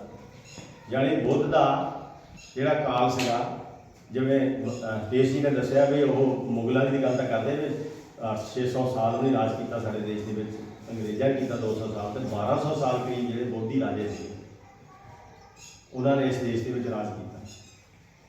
ਚੰਦਰਗੁਪਤ ਮੌਰਿਆ ਤੋਂ ਲਾ ਕੇ ਬ੍ਰਿਹਦਰਥ ਤੱਕ, ਜਦੋਂ ਪੁਸ਼ਪਿਤਰ ਸ਼ੁੰਗ ਦਾ ਕਤਲ ਕਰਦਾ, ਉੱਥੇ ਆ ਕੇ ਬੋਧੀ ਰਾਜ ਜਿਹੜਾ ਖਤਮ ਹੁੰਦਾ। ਜਿਹੜੀ ਅਯੁੱਧਿਆ ਅੱਜ ਇਹ ਸੰਖੇਪ ਮਤਲਬ ਨਿਕਲੀ, ਬਹੁਤ ਲੰਮੀਆਂ ਗੱਲਾਂ, ਮਤਲਬ ਘੰਟੇ ਲੱਗਣਗੇ ਇਹਨੂੰ ਸਮਝਾਉਣੇ। ਤਾਂ ਮੈਂ ਸੰਖੇਪ ਦੇ ਵਿੱਚ ਤੁਹਾਨੂੰ ਇਹ ਗੱਲਾਂ ਦੱਸ ਰਿਹਾ। ਤੇ ਜਿਹੜਾ ਬੁੱਧ ਦਾ ਰਾਜ ਸੀਗਾ ਨਾ, ਉਹ ਸਹੀ ਅਰਥਾਂ ਦੇ ਵਿੱਚ ਆਪਣੇ ਬਜ਼ੁਰਗਾਂ ਦਾ ਰਾਜ ਸੀ। ਆਪਣੇ ਕੋਲੋਂ ਜੇ ਸਭ ਤੋਂ ਵੱਡੀ ਕੋਈ ਚੀਜ਼ ਹੋਈ ਆ ਨਾ, ਉਹ ਤੁਹਾਡਾ ਧਰਮ ਹੋਇਆ। ਜਿਹਦੀ ਬਾਬਾ ਸਾਹਿਬ ਨੇ ਗੱਲ ਕੀਤੀ, ਜਿਵੇਂ ਪਰਮਜੀਤ ਨੇ ਦੱਸਿਆ ਬਈ 14 ਅਕਤੂਬਰ 1956 ਨੂੰ ਜਦੋਂ ਲੱਖਾਂ ਲੋਕਾਂ ਨੂੰ ਬਾਬਾ ਸਾਹਿਬ ਨੇ ਦੀਕਸ਼ਾ ਦਿੱਤੀ, ਉਹ ਕਹਿੰਦੇ ਮੈਂ ਕੁਛ ਨਵਾਂ ਨਹੀਂ ਦੇ ਰਿਹਾ ਤੁਹਾਨੂੰ, ਮੈਂ ਤੁਹਾਡਾ ਹੀ ਤੁਹਾਨੂੰ ਵਾਪਸ ਕਰ ਰਿਹਾ, ਤੁਹਾਤੋਂ ਖੋਹ ਲਿਆ ਸੀ ਮੈਂ ਦੇ ਦਿੱਤਾ। ਤੇ ਜਿਹੜਾ ਬੁੱਧ ਦਾ ਰਾਜ ਸੀਗਾ ਨਾ, ਜਿਹਦੇ ਵਿੱਚ ਅਸ਼ੋਕ ਦਾ ਰਾਜ ਖਾਸ ਤੌਰ ਤੇ ਕੋਟ ਕੀਤਾ ਜਾਂਦਾ, ਜਿਹੜੇ ਇਤਿਹਾਸਕਾਰ ਆ ਉਹ ਲਿਖਦੇ ਆ। ਅੱਜ ਉਹ ਜਾਣੀ ਗੱਲਾਂ ਅਜੀਬ ਲੱਗਦੀਆਂ ਆਪਾਂ ਨੂੰ, ਆਪਾਂ ਅੱਜ 2022 ਦੇ ਵਿੱਚ ਉਹ ਗੱਲਾਂ ਕਰਦੇ, ਹਜ਼ਾਰਾਂ ਸਾਲ ਪੁਰਾਣੀਆਂ ਗੱਲਾਂ। ਉਹ ਅਸ਼ੋਕ ਦੇ ਰਾਜ ਦੇ ਵਿੱਚ ਇਹ ਦੁਨੀਆ ਭਰ ਦੇ ਇਤਿਹਾਸਕਾਰ ਲਿਖਦੇ ਆ, ਇਕੱਲੇ ਇੰਡੀਆ ਦੇ ਨਹੀਂ, ਵੀ ਇਹ ਦੇਸ਼ ਜਿਹੜਾ ਸੋਨੇ ਦੀ ਚਿੜੀ ਸੀ। ਉਦੋਂ ਉਹਨੂੰ ਕਿਹਾ ਜਾਂਦਾ ਗੋਲਡਨ ਪੀਰੀਅਡ ਜਿਹੜਾ ਇੰਡੀਆ ਦੀ ਹਿਸਟਰੀ ਆ, ਉਹ ਅਸ਼ੋਕ ਦਾ ਰਾਜ ਆ। ਔਰ ਅਸ਼ੋਕ ਦੇ ਰਾਜ ਦੇ ਵਿੱਚ ਇੱਕ ਖਾਸੀਅਤ ਸੀ ਸਾਡੇ ਦੇਸ਼ ਦੀ। ਬੱਚੇ ਬੈਠੇ ਮੈਂ ਉਹਨਾਂ ਦੀ ਜਾਣਕਾਰੀ ਜੀ ਵਾਧਾ ਕਰਦਾ, ਤੁਸੀਂ ਉਹ ਗੱਲ ਕਿਤੇ ਗਾਹ ਕਰਿਓ। ਆਪਣੇ ਮੁਲਕ ਇੱਦਾਂ ਦਾ ਸੀਗਾ ਜਿੱਥੇ ਲੋਕ ਜਦੋਂ ਘਰਾਂ ਚੋਂ ਬਾਹਰ ਜਾਂਦੇ ਹੁੰਦੇ ਜਿੰਦੇ ਨਹੀਂ ਲਾਉਂਦੇ ਹੁੰਦੇ ਸੀ। ਜਿੰਦੇ ਲਾਉਣ ਦੀ ਪਰੰਪਰਾ ਨਹੀਂ ਸੀ ਆਪਣੇ ਦੇਸ਼। ਕਿਉਂ ਨਹੀਂ ਸੀ ਪਰੰਪਰਾ? ਕਿਉਂਕਿ ਦੇਸ਼ ਦੇ ਵਿੱਚ ਚੋਰ ਹੀ ਕੋਈ ਨਹੀਂ ਸੀ, ਡਰ ਹੀ ਕਿਸੇ ਦਾ ਨਹੀਂ ਸੀ। ਇੱਦਾਂ ਲੋਕ ਛੱਡ ਜਾਂਦੇ ਸੀ, ਪਤਾ ਹੀ ਨਹੀਂ ਸੀ ਵੀ ਦਰਵਾਜ਼ੇ ਬੰਦ ਵੀ ਕਰੀਦੇ। ਇੱਦਾਂ ਦਾ ਰਾਜ ਸੀ। ਤੇ ਪਸ਼ੂਆਂ ਵਾਸਤੇ ਪਹਿਲੀ ਵਾਰ ਹਸਪਤਾਲ ਬਣਾਏ ਆਪਣੇ ਦੇਸ਼ ਦੇ ਅੰਦਰ, ਪੰਛੀਆਂ ਲਈ ਤਲਾਬ ਪੁੱਟੇ, ਸਰਾਵਾਂ ਬਣਾਈਆਂ ਲੋਕਾਂ ਲਈ। ਜੋ ਦੁਨੀਆ ਦਾ ਚੰਗਾ ਕੰਮ ਹੋ ਸਕਦਾ ਉਸ ਪੀਰੀਅਡ ਦੇ ਵਿੱਚ ਹੋਇਆ। ਇਸੇ ਕਰਕੇ ਉਸ ਪੀਰੀਅਡ ਨੂੰ ਗੋਲਡਨ ਪੀਰੀਅਡ ਕਿਹਾ ਜਾਂਦਾ। ਉਹ ਬੋਧੀ ਰਾਜਾ ਦਾ ਰਾਜ ਸੀ। ਉਹ ਜਿਹੜੇ ਬੋਧੀ ਰਾਜੇ ਸੀ ਸਹੀ ਅਰਥਾਂ ਦੇ ਵਿੱਚ ਆਪਣੇ ਪੁਰਖੇ ਸੀ, ਆਪਾਂ ਉਹਨਾਂ ਦੀ ਔਲਾਦ ਆ। ਉਹ ਇਸੇ ਕਰਕੇ ਉਹ ਜਿਹੜਾ ਹਿਸਟਰੀ ਦਾ ਪਾਰਟ ਆ ਉਹ ਸਾਂਝਾ ਨਹੀਂ ਕੀਤਾ ਜਾਂਦਾ, ਕਿਉਂਕਿ ਇਹ ਜਿਹੜੇ ਮੂਲ ਨਿਵਾਸੀ ਲੋਕ ਆ, ਇਹ ਕਿਤੇ ਇਹਨਾਂ ਗੱਲਾਂ ਦੇ ਉੱਤੇ ਇਹਨਾਂ ਨੂੰ ਫਕਰ ਨਾ ਹੋਵੇ। ਸਾਨੂੰ ਇਹ ਦੱਸਿਆ ਜਾਂਦਾ ਵੀ ਤੁਸੀਂ ਇੱਦਾਂ ਹੀ ਬਸ ਗੁਲਾਮ ਹੀ ਸੀ, ਗੁਲਾਮ ਨਹੀਂ ਸੀ। ਆਪਾਂ ਨੂੰ ਗੁਲਾਮ ਬਣਾਇਆ ਗਿਆ। ਸਾਡੇ ਕੋਲ ਸਾਡਾ ਰਾਜ ਭਾਗ ਹੋਇਆ, ਸਾਡੇ ਕੋਲ ਸਾਡਾ ਧਰਮ ਹੋਇਆ, ਸਾਡੇ ਕੋਲ ਸਾਡੀ ਸੰਸਕ੍ਰਿਤੀ ਹੋਈ। ਔਰ ਉਸ ਵੇਲੇ ਪਹਿਲੀ ਸ਼ਤਾਬਦੀ ਦੇ ਵਿੱਚ ਦੁਨੀਆ ਭਰ ਦੇ ਲੋਕ ਇੱਥੋਂ ਪੜ੍ਹਨ ਆਉਂਦੇ ਸੀ ਇੰਡੀਆ ਦੇ ਵਿੱਚ। ਤਕਸ਼ਲਾ ਔਰ ਨਾਲੰਦਾ ਯੂਨੀਵਰਸਿਟੀਆਂ ਦਾ ਨਾਮ ਜਿਹੜਾ ਅੱਜ ਵੀ ਬੜੇ ਫਕਰ ਦੇ ਨਾਲ ਦੁਨੀਆ ਦੇ ਵਿੱਚ ਲਿਆ ਜਾਂਦਾ। ਹਜ਼ਾਰਾਂ ਦੀ ਗਿਣਤੀ ਦੇ ਵਿੱਚ ਜਿਹੜੇ ਸਟੂਡੈਂਟ ਸੀਗੇ ਅਮਰੀਕਾ ਤੋਂ, ਜਰਮਨ ਤੋਂ, ਇੰਗਲੈਂਡ ਤੋਂ ਇੰਡੀਆ 'ਚ ਪੜ੍ਹਨ ਆਉਂਦੇ ਸੀ। ਤਾਂ ਬਹੁਤ ਭਿਕਸ਼ੂ ਪ੍ਰੋਫੈਸਰ ਹੁੰਦੇ ਸੀ ਉੱਥੇ, ਉਹ ਡਿਗਰੀਆਂ ਦਿੰਦੇ ਸੀ ਉਹਨਾਂ ਨੂੰ। ਉਦੋਂ ਗੁਰੂਕੁਲ ਹੁੰਦੇ ਸੀ ਯੂਨੀਵਰਸਿਟੀ। ਮਤਲਬ ਇੱਦਾਂ ਦਾ ਜਿਹੜਾ ਇਤਿਹਾਸ ਆ ਸਾਡਾ। ਤੇ ਅੱਜ ਦੀ ਡੇਟ ਦੇ ਵਿੱਚ ਵੀ ਪੂਰੀ ਦੁਨੀਆ ਦੀ ਯਾਨੀ 600 ਕਰੋੜ ਦੀ ਆਬਾਦੀ ਆ ਪੂਰੀ ਦੁਨੀਆ ਦੀ। ਤਾਂ ਉਹਦੇ ਵਿੱਚ 150 ਕਰੋੜ ਲੋਕ ਬੁੱਧਿਸਟ ਹੈ, ਜਿਹਦੇ ਵਿੱਚ ਇੰਡੀਆ ਦੇ ਵਿੱਚੋਂ ਵੀ 100 ਕਰੋੜ ਲੋਕ ਆ। ਯਾਨੀ ਅੱਜ ਵੀ ਦੁਨੀਆ ਦੇ ਵੱਡੇ ਧਰਮਾਂ ਦੇ ਵਿੱਚ ਬਹੁਤ ਧਾਰਮਿਕ ਧਰਮ ਹੈ।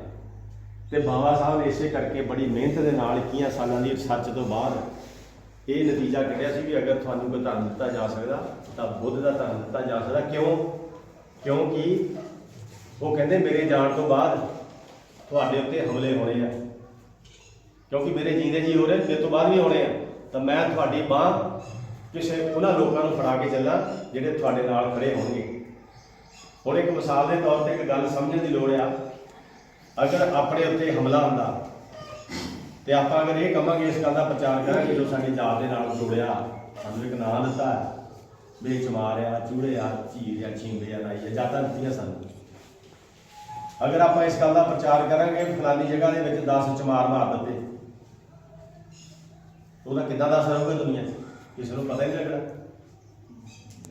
ਜੇ ਇਸ ਗੱਲ ਦਾ ਪ੍ਰਚਾਰ ਹੋਊਗਾ ਵੀ ਇੰਡੀਆ ਦੇ ਵਿੱਚ 10 ਬੋਧੀ ਮਾਰ ਦਿੱਤੇ ਤਾਂ 180 ਮੁਲਕਾਂ ਦੇ ਵਿੱਚੋਂ ਖਬਰ ਜਾਣੀ ਕਿ ਸਾਡੇ ਬੰਦਿਆਂ ਉੱਤੇ ਹਮਲਾ ਹੋਇਆ। ਯਾਰ ਉੱਥੇ ਪਤਾ ਕਰੋ ਕੀ ਗੱਲ ਹੈ। ਉਹ ਪ੍ਰਾਈਮ ਮਿਨਿਸਟਰ ਨੂੰ ਪੁੱਛਣਗੇ, ਰਾਸ਼ਟਰਪਤੀ ਨੂੰ ਪੁੱਛਣਗੇ। ਇਸ ਕਰਕੇ ਬਾਬਾ ਸਾਹਿਬ ਕਹਿੰਦੇ ਮੈਂ ਬੜੀ ਮਿਹਨਤ ਦੇ ਨਾਲ 21 ਸਾਲਾਂ ਦੀ ਰਿਸਰਚ ਤੋਂ ਬਾਅਦ ਇਹ ਸਿੱਟਾ ਕੱਢਿਆ ਕਿ ਮੇਰੇ ਜਾਣ ਤੋਂ ਬਾਅਦ ਤੁਹਾਨੂੰ ਉਹ ਧਰਮ ਦੇ ਕੇ ਜਾਵਾਂ ਕਿ ਤੁਹਾਡਾ ਕੋਈ ਬਾਂਹ ਫੜ ਵਾਲਾ ਹੋਵੇ। ਪਰ ਅਸੀਂ ਉਦੋਂ ਨੂੰ ਤੁਰੇ ਨਹੀਂ। ਅਸੀਂ ਅੰਬੇਡਕਰ ਨੂੰ ਤਾਂ ਮੰਨਦੇ ਹਾਂ, ਪਰ ਜਿੱਥੇ ਬੁੱਧ ਧਰਮ ਦੀ ਗੱਲ ਆਉਂਦੀ ਉੱਥੇ ਅਸੀਂ ਪਿੱਠ ਦਿਖਾਉਂਦੇ ਹਾਂ। ਤਾਂ ਬਾਬਾ ਸਾਹਿਬ ਦਾ ਜਿਹੜਾ 14 ਅਕਤੂਬਰ 1951 ਨੂੰ ਮਹਾਰਾਸ਼ਟਰ ਦੇ ਲੋਕਾਂ ਨੇ ਉਹਨਾਂ ਦੇ ਜੀਂਦੇ ਜੀ ਉਹਨਾਂ ਦਾ ਜਨਮ ਦਿਨ ਮਨਾਇਆ। ਪਿੱਛੇ ਉਹਨਾਂ ਦਾ ਭਾਸ਼ਣ ਹੈ ਬੜਾ ਇਤਿਹਾਸਕ। ਉਹਦੇ 'ਚੋਂ ਇਹ ਗੱਲ ਕਹਿੰਦੇ ਵੀ ਧਰਮ ਜਿਹੜਾ ਬਹੁਤ ਜ਼ਰੂਰੀ ਹੈ। ਧਰਮ ਕਿਉਂ ਜ਼ਰੂਰੀ ਆ? ਕਿਉਂਕਿ ਧਰਮ ਹੀ ਇੱਕ ਇਹੋ ਜਿਹੀ ਚੀਜ਼ ਆ ਜਿਹੜਾ ਲੋਕਾਂ ਨੂੰ ਜੋੜ ਸਕਦਾ। ਉਹਨਾਂ ਨੇ ਮਿਸਾਲ ਬੜੀ ਵਧੀਆ ਦਿੱਤੀ, ਕਹਿੰਦੇ ਧਰਮ ਜਿਹੜਾ ਨਾ ਉਹ ਸੂਈ ਧਾਗਾ ਆ ਤੇ ਜਿਹੜੀ ਜਾਤ ਆ ਉਹ ਕੈਂਚੀ ਆ। ਜਿੰਨਾ ਚਿਰ ਧਰਮ ਨਹੀਂ ਆਪਣਾ ਕੋਈ, ਅੱਜ ਆਪਣੇ ਵਿੱਚ ਏਕਾ ਕਿਉਂ ਨਹੀਂਗਾ? ਆਪਾਂ ਵਿਖਰੇ ਆ, ਆਪਾਂ ਜਾਤਾਂ ਦੇ ਵਿੱਚ ਜਾਤਾਂ ਉੱਤੇ ਮਾਣ ਕਰੀ ਜਾਂਦੇ। ਔਰ ਇਹ ਵੀ ਦੇਖੋ ਕਿੰਨੀ ਨਲਾਇਕੀ ਆਪਣੇ, ਆਪਾਂ ਜਾਤਾਂ ਨੂੰ ਧਰਮ ਸਮਝ ਲਿਆ।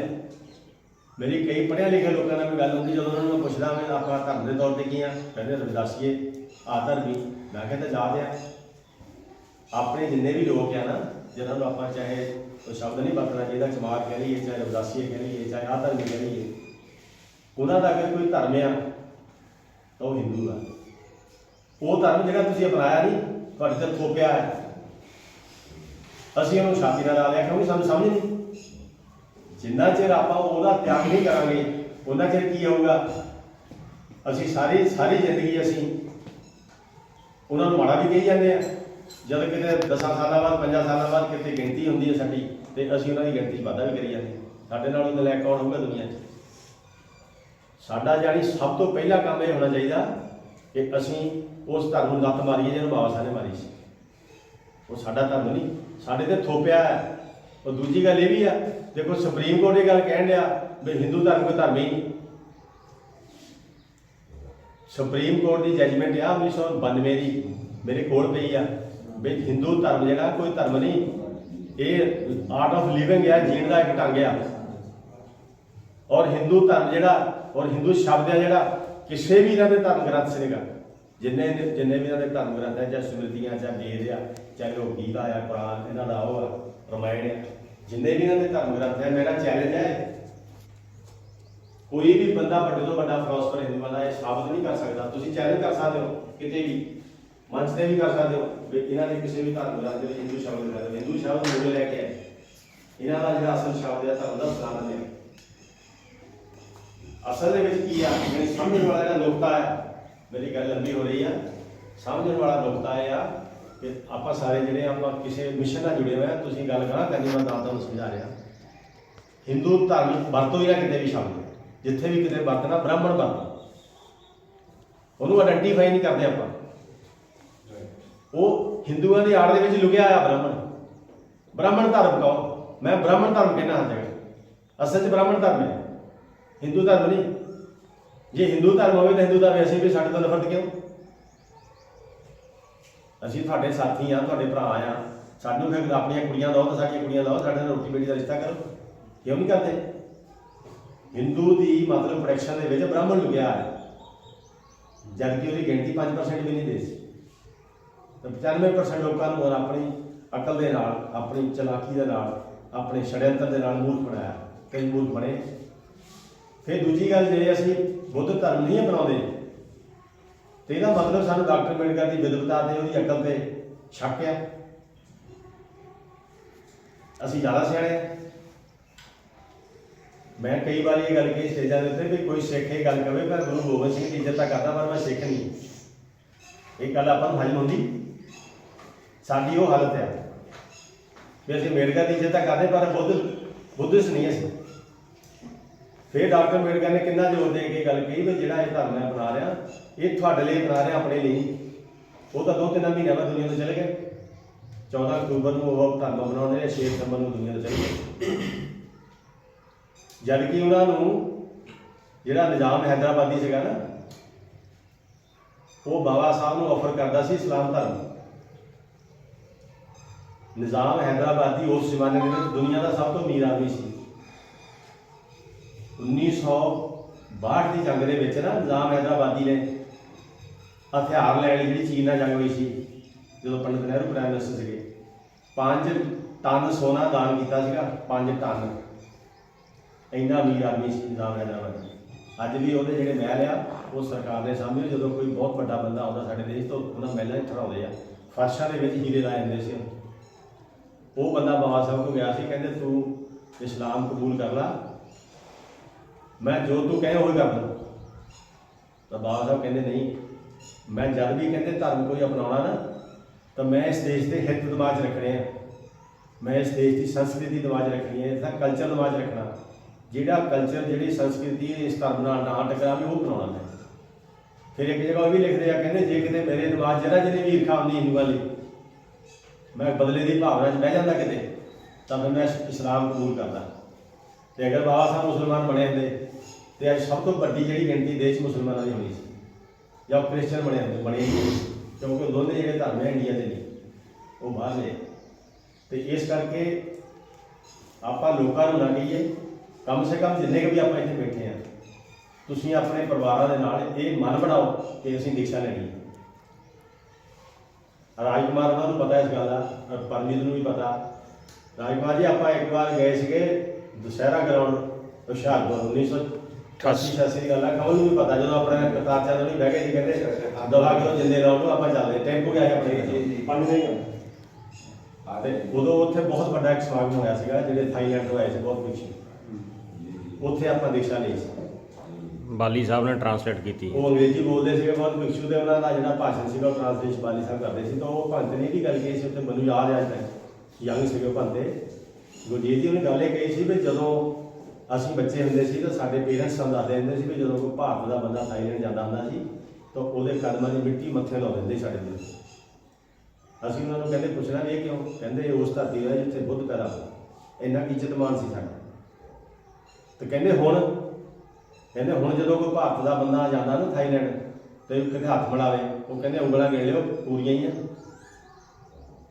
ਮਤਲਬ ਇੰਨੀ ਕੁ ਇੱਜ਼ਤ ਸਾਡੀ ਅੱਜ ਆ। ਹੁਣ ਜਿਹੜਾ ਜਾਪਾਨ ਦੇ ਵਿੱਚ ਸੰਮੇਲਨ ਹੋਇਆ ਉਹ 'ਚ ਜਦੋਂ ਪ੍ਰਾਈਮ ਮਿਨਿਸਟਰ ਸੀਗਾ ਸਾਡੇ ਦੇਸ਼ ਦਾ ਤੇ ਇੱਕ ਆਸਟ੍ਰੇਲੀਆ ਦਾ ਪ੍ਰਾਈਮ ਮਿਨਿਸਟਰ ਸੀ, ਉਹ ਜੋਬ ਬਾਇਡਨ ਜਿਹੜਾ ਹੈਗਾ ਪ੍ਰਾਈਮ ਮਿਨਿਸਟਰ ਉੱਥੇ ਦਾ, ਅਮਰੀਕਾ ਦਾ, ਹੱਥ ਨਹੀਂ ਮਿਲਾਇਆ ਜਾਂਦਾ। ਉਹ ਵੀਡੀਓ ਬੜੀ ਵਾਇਰਲ ਹੋਈ ਆ ਸੋਸ਼ਲ ਮੀਡੀਆ 'ਤੇ, ਤੁਸੀਂ ਵੀ ਸ਼ਾਇਦ ਦੇਖੀ ਆ, ਮੈਂ ਦੇਖੀ। ਉਹ ਆਸਟ੍ਰੇਲੀਆ ਦੇ ਪ੍ਰਾਈਮ ਮਿਨਿਸਟਰ ਨੂੰ ਤਵੱਜੋ ਦੇਣ ਦਾ ਹੱਥ ਨਹੀਂ ਮਿਲਾਇਆ, ਇਹ ਉਦੋਂ ਹੀ ਖੜਾ ਝਵੜਾ ਵਾਂਗੂ। ਮਤਲਬ ਕਹਿਣ ਦਾ ਕਿ ਜਿਸ ਮੁਲਕ ਦੀ ਇੰਨੀ ਇੱਜ਼ਤ ਸੀਗੀ ਉਹਦੀ ਅੱਜ ਇੱਜ਼ਤ ਇਹਨਾਂ ਲੋਕਾਂ ਨੇ, ਬ੍ਰਾਹਮਣਵਾਦੀ ਲੋਕਾਂ ਨੇ ਮਿੱਟੀ 'ਚ ਰੋਲ ਕੇ ਰੱਖ ਦਿੱਤੀ। ਜਿਹਦਾ ਕਦੇ ਮਾਣ ਕਰਦੇ ਹੁੰਦੇ ਸੀ ਇੰਡੀਆ ਦੇ ਉੱਤੇ ਲੋਕ, ਉਹ ਅੱਜ ਮਿੱਟੀ ਕਰਕੇ ਰੱਖਦਾ। ਤੇ ਜਿਸ ਦੇਸ਼ ਦੇ ਵਿੱਚ ਕੋਈ ਜਿੰਦਾ ਨਹੀਂ ਸੀ ਲਾਉਂਦਾ, ਅੱਜ ਚਪਲਾਂ ਨੂੰ ਵੀ ਜਿੰਦੇ ਲਾ ਕੇ ਜਾਂਦੇ ਦਾ ਨੁਕਸਾਨ ਸੀ। ਕਿੱਥੋਂ ਕਿੱਥੇ ਆ ਗਈ ਗੱਲ। ਅਗਰ ਇਹ ਬੁਰਾਈ ਦਾ ਕ੍ਰੈਡਿਟ ਕਿਸੇ ਦੇਣਾ ਹੋਵੇ ਇੱਕ ਨੂੰ, ਉਹ ਬ੍ਰਾਹਮਣ ਆ, ਹੋਰ ਕੋਈ ਨਹੀਂ। ਦੂਜੀ ਗੱਲ, ਮੈਂ ਲਾਸਟ ਗੱਲ ਤੁਹਾਡੇ ਨਾਲ ਸਾਂਝੀ ਕਰਕੇ ਆਪਣੀ ਗੱਲ ਸਮਾਪਤ ਕਰ ਦੇਣੀ ਹੈ। ਮੇਰੀ ਇੱਕ ਗੱਲ ਇਹ ਸਰਚ ਕਰਿਓ ਇੱਥੇ ਆਪਣੇ ਆਪਣੇ ਤੌਰ ਤੇ। ਮੇਰਾ ਆਪਣਾ ਇਹ ਤਜਰਬਾ ਆ 40-45 ਸਾਲ ਦਾ। ਦੁਨੀਆ ਦੀ ਮੈਂ ਗੱਲ ਕਰ ਰਿਹਾ, ਕੈਨੇਡੀਆ ਦੀ ਨਹੀਂ। ਦੁਨੀਆ ਦੀ ਕੋਈ ਛੋਟੀ ਤੋਂ ਵੱਡੀ ਬੁਰਾਈ ਜਿਹੜੀ ਹੈ ਉਹਨੂੰ ਫੜ ਕੇ ਉਹਦੀ ਜੜ੍ਹ ਤੱਕ ਜਾਇਓ, ਲੱਭਦੇ ਸਿਰਾ ਦਾ ਨਾ ਉਹਦੀ ਜੜ੍ਹ ਤੱਕ ਜਾਇਓ ਤੇ ਸਾਨੂੰ ਉਹਦੀ ਜੜ੍ਹ ਦੇ ਵਿੱਚ ਬ੍ਰਾਹਮਣ ਬੈਠਾ ਮਿਲੂਗਾ। ਉਹਦੀ ਜੜ੍ਹ ਉਹਦੇ ਸਿਰ ਦੇ ਵਿੱਚ ਜਾ ਕੇ ਨਿਕਲੂਗੀ। ਵਿੰਸਟਨ ਚਰਚਿਲ ਇੱਕ ਪ੍ਰਾਈਮ ਮਿਨਿਸਟਰ ਹੋਏ ਆ ਇੰਗਲੈਂਡ ਦੇ। ਜਦੋਂ ਜਾਪਾਨ ਦੇ ਉੱਤੇ ਅਮਰੀਕਾ ਨੇ ਪਰਮਾਣੂ ਹਮਲਾ ਕੀਤਾ ਸੀ ਤਾਂ ਪ੍ਰਾਈਮ ਮਿਨਿਸਟਰ ਸੀ ਇੰਗਲੈਂਡ ਦੇ। ਉਹ ਸਾਰੀ ਦੁਨੀਆ ਨੇ ਉਹਦਾ ਵਿਰੋਧ ਕੀਤਾ ਕਿ ਅਮਰੀਕਾ ਨੇ ਜੋ ਕੀਤਾ ਗਲਤ ਕੀਤਾ। ਤਾਂ ਵਿੰਸਟਨ ਚਰਚਿਲ ਰਾਜਕੁਮਾਰ ਜੀ ਗੱਲ ਨੋਟ ਕਰਨ ਵਾਲੀ ਹੈ। ਉਹਨਾਂ ਨੇ ਇਹ ਗੱਲ ਕਹੀ ਵੀ ਅਮਰੀਕਾ ਨੇ ਬਹੁਤ ਵੱਡੀ ਗਲਤੀ ਕੀਤੀ ਆ ਪਰਮਾਣੂ ਹਮਲਾ ਕਰਕੇ ਜਾਪਾਨ ਤੇ। ਕਹਿੰਦੇ ਜੇ ਜਾਪਾਨ ਨੂੰ ਹਮੇਸ਼ਾ ਲਈ ਖਤਮ ਕਰਨਾ ਹੁੰਦਾ ਤੇ ਪਰਮਾਣੂ ਬੰਬ ਮਾਰਨ ਦੀ ਲੋੜ ਨਹੀਂ ਸੀ। ਇਹ ਕਿੱਡਾ ਵੱਡਾ ਜ਼ਿੰਮੇਵਾਰ ਬੰਦਾ ਕਹਿ ਰਿਹਾ, ਬੜੀ ਕੰਮ ਦੀ ਗੱਲ ਮੈਂ ਦੱਸ ਰਿਹਾ, ਗੌਰ ਕਰੋ ਮੇਰੀ ਗੱਲ ਤੇ। ਜਾਪਾਨ ਦੇ ਉੱਤੇ ਹਮਲਾ ਕੀਤਾ, ਸਾਰਿਆਂ ਨੂੰ ਪਤਾ ਨਾ, ਆਪਾਂ ਨੂੰ 2 ਪਰਮਾਣੂ ਬੰਬ ਮਾਰੇ ਨਾਗਾਸਾਕੀ ਤੇ ਹੀਰੋਸ਼ੀਮਾ। ਉਹ ਇੰਗਲੈਂਡ ਦਾ ਪ੍ਰਾਈਮ ਮਿਨਿਸਟਰ ਇਹ ਗੱਲ ਕਹਿ ਰਿਹਾ ਵੀ ਅਮਰੀਕਾ ਨੂੰ ਅਗਰ ਜਾਪਾਨ ਨੂੰ ਤਬਾਹ ਕਰਨਾ ਸੀ ਤਾਂ ਪਰਮਾਣੂ ਬੰਬ ਮਾਰਨ ਦੀ ਲੋੜ ਨਹੀਂ ਸੀ। 5-7 ਬ੍ਰਾਹਮਣ ਇੰਡੀਆ 'ਚੋਂ ਲਿਆ ਕੇ ਜਾਪਾਨ 'ਚ ਛੱਡ ਦਿੰਦਾ, ਜਾਪਾਨ ਹਮੇਸ਼ਾ ਲਈ ਖਤਮ ਹੋ ਜਾਣਾ ਸੀ। ਪੁਸ਼ਤਾਂ ਖਤਮ ਹੋ ਜਾਣੀਆਂ ਸੀ, ਨਸਲਾਂ ਤਬਾਹ ਹੋ ਜਾਣੀਆਂ ਸੀ। ਕਹਿੰਦੇ ਭਾਵ ਕਹਿਣ ਦਾ ਕੀ ਵੀ ਇਹ ਜਿਹੜੀ ਵਿਵਸਥਾ ਆ, ਜਿਹੜਾ ਬ੍ਰਾਹਮਣ ਵਿਵਸਥਾ ਲੈ ਕੇ ਜੀਂਦਾ, ਵਰਨ ਵਿਵਸਥਾ ਚਾਹੇ ਜਾਤਪਾਤੀ ਵਿਵਸਥਾ ਜਾਂ ਉੱਚ ਨੀਤੀ ਵਿਵਸਥਾ, ਉਹ ਪਰਮਾਣੂ ਬੰਬ ਨਾਲੋਂ ਵੀ ਜ਼ਿਆਦਾ ਘੱਟ ਗਿਆ। ਪਰਮਾਣੂ ਬੰਬ ਦਾ ਜਿਹੜਾ ਅਸਰ ਹੈ ਉਹ ਖਤਮ ਹੋ ਸਕਦਾ। ਇਹਨਾਂ ਦੀ ਜਿਹੜੀ ਫਿਲਾਸਫੀ ਆ, ਜਿਹੜੀ ਇਨਸਾਨ ਨੂੰ ਇਨਸਾਨ ਨਾਲ ਵੱਢਦੀ ਆ, ਉਹਦਾ ਅਸਰ ਨਹੀਂ ਖਤਮ ਹੁੰਦਾ। ਉਹਦੇ ਅਸਰ ਹੇਠ ਆਪਾਂ ਸਾਰੇ ਦੇ ਸਾਰੇ। ਤੇ ਅੱਜ ਉਹ ਜਿਹੜਾ ਅਸਰ ਆ ਆਪਣੇ ਗੋਲਡਨ ਪੀਰੀਅਡ 'ਚ ਆ। ਔਰ ਇਹ ਗੱਲ ਮੈਂ ਪੂਰੀ ਜ਼ਿੰਮੇਵਾਰੀ ਨਾਲ ਕਹਿ ਰਿਹਾ, ਉਹਨਾਂ ਨੇ ਇਸ ਮੁਲਕ ਨੂੰ ਤਬਾਹ ਕਰਨਾ, ਉਹ ਕਰ ਰਹੇ ਆ। 101% ਉਹਨੇ ਇਹ ਮੁਲਕ ਜਿਹੜਾ ਤਬਾਹ ਕਰਨਾ, ਚਾਹੇ ਉਹਨੇ ਆਪ ਹੀ ਤਬਾਹ ਹੋ ਜਾਣ, ਪਰ ਉਹਨੇ ਕਰਨਾ ਜ਼ਰੂਰੀ ਹੈ। ਇਹ ਉਹਨਾਂ ਦਾ ਏਜੰਡਾ ਪਿਛਲੇ 100 ਸਾਲ ਦਾ। ਤੋ ਇਸ ਕਰਕੇ ਮੈਂ ਆਪਣੀ ਗੱਲ ਨੂੰ ਇੱਥੇ ਹੀ ਵਿਰਾਮ ਦਿੰਦਾ ਵੀ ਇਹ ਬੇਨਤੀ ਜ਼ਰੂਰ ਕਰਦਾ ਵੀ ਕਮ ਸੇ ਕਮ ਮੇਰੀ ਜਿਹੜੀ ਬੇਨਤੀ ਹੈ ਉਹ ਇਹ ਗੰਭੀਰਤਾ ਨਾਲ ਲਿਓ ਵੀ ਆਪਾਂ ਬਜਾਏ ਲੋਕਾਂ ਨੂੰ ਕਹਿਣ ਦੇ ਆਪਣੇ ਪਰਿਵਾਰਾਂ ਦੇ ਨਾਲ ਜਿਹੜਾ ਵੀ ਤੁਹਾਨੂੰ ਦਿਨ ਚੰਗਾ ਲੱਗਦਾ, ਕੋਈ 14 ਅਕਤੂਬਰ ਲੈ ਲਓ, 14 ਅਪ੍ਰੈਲ ਲੈ ਲਓ, 6 ਦਸੰਬਰ ਲੈ ਲਓ, ਇਹ ਮਨ ਬਣਾਓ ਵੀ ਆਪਾਂ ਇਸ ਮਹਾਨ ਫਲਸਫੇ ਨਾਲ ਪੱਕੇ ਤੌਰ 'ਤੇ ਜੁੜਨਾ। ਤੁਹਾਡੀ ਪਛਾਣ ਹੋਵੇ ਕੋਈ, ਤੁਸੀਂ ਕਹਿ ਸਕੋ ਲੋਕਾਂ ਨੂੰ ਵੀ ਮੈਂ ਬੁੱਧਿਸਟ ਹਾਂ। ਜੇ ਆਪਾਂ ਗੱਲਾਂ ਹੀ ਕਰੀ ਜਾਂਦੇ ਆ ਤੇ ਅਮਲ ਨਹੀਂ ਕਰਦੇ ਫਿਰ ਉਹ ਬੁੱਧ ਵਾਲੀ ਗੱਲ ਹੈ ਵੀ ਤੁਸੀਂ ਜਿਹੜੀ ਕਿਸ਼ਤੀ ਆ ਉਹ ਸਿਰ ਤੇ ਰੱਖ ਲਈ ਆ, ਪਾਰ ਨਹੀਂ ਲੰਘ ਸਕਦੇ। ਬ੍ਰਾਹਮਣਵਾਦ ਦਾ ਜੇ ਕੋਈ ਟੱਕਰਾ ਕਰ ਸਕਦੀ ਫਿਲਾਸਫੀ ਤਾਂ ਇੱਕੋ ਹੀ ਹੈ ਬੁੱਧ ਦੀ, ਹੋਰ ਕੋਈ। ਬਾਕੀ ਜਿਹੜੀਆਂ ਫਿਲਾਸਫੀਆਂ ਨਾ ਉਹਨਾਂ ਨੂੰ ਨਹੀਂ ਗੰਧਲਾ ਕਰ ਦਿੱਤਾ, ਚਾਹੇ ਉਹ ਕ੍ਰਿਸਚਨ ਆ, ਚਾਹੇ ਉਹ ਸਿੱਖ ਆ, ਚਾਹੇ ਮੁਸਲਮਾਨ ਆ, ਉਹਨੂੰ ਆਪਣੇ ਰੰਗ 'ਚ ਰੱਖ ਦਿੱਤਾ। ਚਾਹੇ ਉਹ ਭਗਤੀ ਕਾਲ ਆ, ਉਹ ਟੋਟਲੀ ਉਹਨੇ ਤਬਾਹ ਕਰ ਦਿੱਤਾ। ਇੱਕ ਚੀਜ਼ ਤਬਾਹ ਨਹੀਂ ਹੋਈ ਬੁੱਧਿਜ਼ਮ। ਬਾਬਾ ਸਾਹਿਬ ਨੇ ਜਦੋਂ ਦੀਕਸ਼ਾ ਲਈ ਨਾ, ਉਹਨੇ ਇਹ ਗੱਲ ਕਹੀ ਸੀ ਉੱਥੇ, ਕਹਿੰਦੇ ਬੁੱਧ ਦੇ ਪਤਨ ਹੋਣ ਦਾ ਵੀ ਇੱਕ ਕਾਰਨ ਸੀ ਕਿ ਇਹਦੀ ਕੋਈ ਰਹਿਤ ਮਰਿਆਦਾ ਨਹੀਂ ਸੀ। ਕਹਿੰਦੇ ਅੱਜ ਤੋਂ ਜਿਹੜਾ ਬੰਦਾ ਬੁੱਧਿਸਟ ਬਣੂਗਾ ਉਹ ਇੱਕ ਰਹਿਤ ਮਰਿਆਦਾ ਨੂੰ ਫੋਲੋ ਕਰੂਗਾ। ਜਿਹੜੀਆਂ 22 ਸ਼ਰਤਾਂ ਆਪਾਂ ਪਿੱਛੇ ਲਿਖੀਆਂ ਨਾ, ਇਹ ਰਹਿਤ ਮਰਿਆਦਾ ਹੈ। ਤੇ ਜਿਵੇਂ ਹਰਦੇਸ਼ ਨੇ ਦੱਸਿਆ ਵੀ ਜੇ ਇਹ ਆਪਾਂ ਬੁੱਧਿਸਟ ਹੋ ਕੇ ਜਾਂ ਅੰਬੇਡਕਰੀ ਹੋ ਕੇ 22 ਸ਼ਰਤਾਂ ਨੂੰ ਫੋਲੋ ਨਹੀਂ ਕਰਦੇ ਤਾਂ ਫਿਰ ਆਪਣਾ ਨਾ ਅੰਬੇਡਕਰੀ ਹੋਣ ਦਾ ਕੋਈ ਅਰਥ ਹੈ ਤੇ ਨਾ ਬੁੱਧਿਸਟ। ਸੋ ਮੈਂ ਇੱਥੇ ਕੀ ਆਪਣੀ ਗੱਲ ਸਮਾਪਤ ਕਰਦਾ। ਗੱਲਾਂ ਬਹੁਤ ਹੈ, ਮੈਂ 2-3 ਘੰਟੇ ਬੋਲ ਸਕਦਾ ਇਸ ਵਿਸ਼ੇ ਤੇ ਮੈਂ ਨਹੀਂ ਚਾਹੁੰਦਾ ਕਿ ਮੈਂ ਤੁਹਾਨੂੰ ਹੋਰ ਬਿਠਾ ਲਾਂ। ਫਿਰ ਕਿਸੇ ਦਿਨ ਆਪਾਂ ਇੱਕ ਵਿਸ਼ੇਸ਼ ਤੌਰ ਤੇ ਉਜੀਕ ਕੇ ਕਿਤੇ ਸੈਮੀਨਾਰ ਰੱਖਾਂਗੇ ਜਿਹਦੇ ਤੇ ਤੁਸੀਂ ਮੈਨੂੰ ਸਵਾਲ ਵੀ ਕਰੋਗੇ। ਜਿਹੜਾ ਵੀ ਤੁਹਾਡੇ ਮਨ 'ਚ ਕੋਈ ਭੁਲੇਖਾ ਹੋਊਗਾ ਉਹ ਮੈਂ ਕੱਢ ਦਊਂਗਾ। ਤੇ ਪਰ ਇਹ ਮੇਰੀ ਬੇਨਤੀ ਜ਼ਰੂਰ ਕਬੂਲ ਕਰੋ, ਜਿੰਨੇ ਵੀ ਆਪਾਂ ਬੈਠੇ ਆ, ਆਪਣੇ ਪਰਿਵਾਰਾਂ ਨੂੰ, ਆਪਣੇ ਬੱਚਿਆਂ ਨੂੰ, ਆਪਣੇ ਮਾਵਾਂ ਨੂੰ, ਭੈਣਾਂ ਨੂੰ, ਘਰ ਵਾਲਿਆਂ ਨੂੰ ਬੁੱਧਿਸਟ ਬਣਾਈਏ। ਫਿਰ ਹੀ ਆਪਣੀ ਗੱਲ ਅੱਗੇ ਤੁਰਨੀ ਆਉਂਦਾ ਨਹੀਂ। ਤਾਂ ਸਾਰਿਆਂ ਦਾ ਧੰਨਵਾਦ, ਤੁਸੀਂ ਮੈਨੂੰ ਸਮਾਂ ਦਿੱਤਾ, ਬਰਦਾਸ਼ਤ ਕੀਤਾ। ਬਹੁਤ ਬਹੁਤ ਤੁਹਾਡੀ ਮਿਹਰਬਾਨੀ ਹੈ।